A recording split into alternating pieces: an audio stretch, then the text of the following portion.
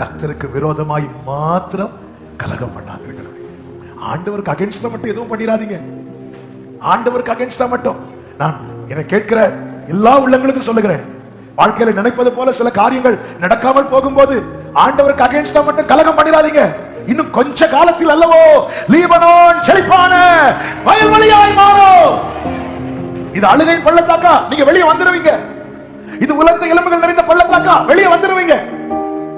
ஒவ்வொரு பள்ளத்தாக்கின் அனுபவத்தையும் சொல்லிவிட்டு அதற்கு அடுத்ததான மேன்மையான அனுபவம் சங்கீதக்காரனை கொண்டு எழுதி வைத்திருக்கிறார் அல்லவா. ஒரு புறம் மரணங்களின் பள்ளத்தாக்கை பேசும்போது இன்னொரு புறம் சொல்லுகிறான், அதை கடந்து கர்த்தர் ஆயத்தம் பண்ணின பந்தி. இன்னொரு புறம் அழுகையின் பள்ளத்தாக்கை சொல்லும் போது அதை கடந்து வெள்ளத்தின் மேல் வெள்ளங்கடைந்து சீயோனிலே கர்த்தருடைய பர்வதத்தில். இன்னொரு இடத்துல சொல்லுகிறான், தீயையும் தண்ணீரையும் கடந்து வந்தோம் செழிப்பான இடத்துல எங்களை கொண்டு இன்னும் கொஞ்ச காலம் தாங்க. ஆண்டவருக்கு அகைன்ஸ்டா மாறிடாதீங்க.